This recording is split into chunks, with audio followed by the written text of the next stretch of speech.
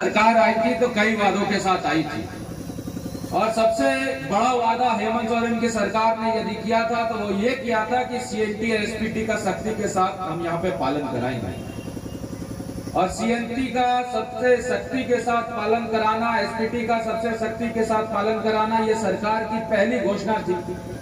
लेकिन मुझे बहुत दुख हुआ और बहुत पीड़ा हुई जब मैं पाकुड़ गया।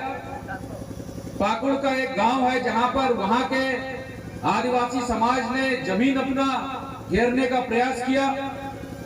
आपको जानकर हैरान होगा कि बांग्लादेश से आए हुए घुसपैठिए उस आदिवासी के जमीन का घेराव करने से उनको रोक दिया गया और जब वो आदिवासी परिवार एफआईआर कराने थाने गया तो आदिवासी परिवार को एफआईआर कराने से रोका गया और ये कहा गया कि सीधा हेमंत सोरेन से आया है फरमान कि बांग्लादेशी घुसपैठियों को छूना नहीं है। यहाँ पर बांग्लादेशी घुसपैठियों का राज झारखंड में चलता है।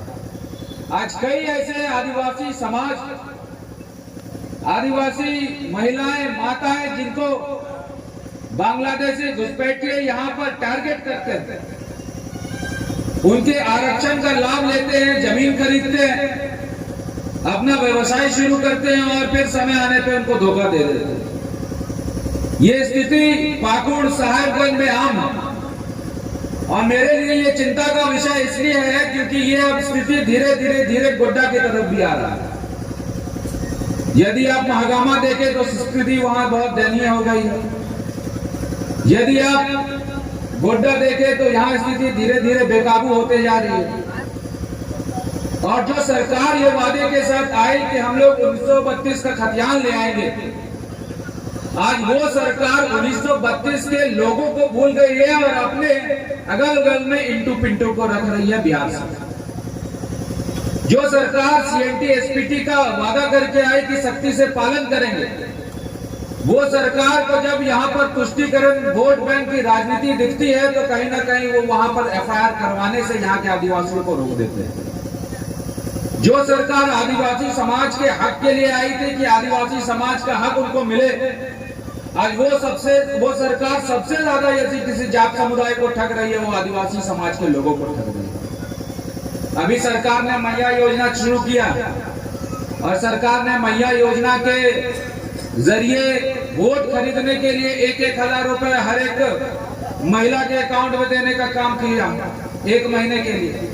अब बताइए कि जितनी भी महिलाएं यहाँ उपस्थित है, ये सरकार जब वादे करके आई थी तो सबसे पहला सरकार ने वादा किया था कि पेंशन को हम 1,000 रुपए से 2,000 कर देंगे। आज कहीं 1,000 से 2,000 पेंशन नहीं किया सरकार ने। सरकार ने वादा किया था हर महिला को हम चूल्हा कर देंगे, एक जगह भी चूल्हा कर सरकार ने नहीं दिया। सरकार ने वादा किया था गरीब परिवार को 72,000 रुपए सालाना देंगे, आज एक भी परिवार को 72,000 रुपए नहीं मिल रहा। सरकार ने वादा किया था कि महिलाओं पर रेप हो, हत्या हो, उत्पीड़न हो, सभी के लिए स्पीडी ट्रायल फास्ट कोर्ट का गठन करेंगे, लेकिन आज एक भी महिलाओं के उत्पीड़न के मामलों में किसी अभियुक्त को जेल नहीं हो पाया है। सरकार ने कहा था कि हम आदिवासी के जमीन को बचाने का काम करेंगे। मैंने बताया कि किस प्रकार पाकुड़ में बांग्लादेशी घुसपैठियों के हाथों आदिवासी की जमीन को छीनने का काम ये सरकार कर रही है। इतनी कुरीतियों के साथ ये सरकार चल रही है और आदिवासी समाज को ये समझना होगा कि यदि आदिवासी समाज का कोई भला कर सकता है वो भारतीय जनता पार्टी ही कर सकती है। इसलिए भारतीय जनता पार्टी की सरकार को पुनः हम लोगों को लाना है। दोस्तों, मैं बहुत कुछ नहीं बोलूंगा, अभी मुझे बोरियो जाना है, लेकिन मुझे लगा कि इन 3-4 बातों की चर्चा आपके सामने करनी चाहिए। और मेरे क्षेत्र से जितने भी आदिवासी समाज के लोग यहाँ आए हैं, आप एक भी आदिवासी गांव का नाम ले लीजिए, उस गांव में अमित मंडल ने रोड देने का काम किया है, यह मैं दावे के साथ अपने आदिवासी समाज को कह सकता हूं। चाहे वो दलदली का सड़क हो, चाहे मारकंड का सड़क हो, चाहे वो गुटिया का सड़क हो, चाहे वो डुमरिया का सड़क हो, चाहे वो दिघी का सड़क हो, तमाम आदिवासी गांव, चाहे वो बखड्डा का सड़क हो, तमाम आदिवासी गांव जहां आदिवासी समाज के लोग रहते हैं तो वहां पे अमित मंडल ने रोड देने का काम किया। और मैं तो खुल के बोलता हूं कि यदि कोई समाज जिसका सबसे ज्यादा ऋणी मैं हूं तो वो आदिवासी समाज ही है, क्योंकि मेरे दादा को अगर विधायक किसी ने बनाया तो आदिवासी समाज नहीं बनाया।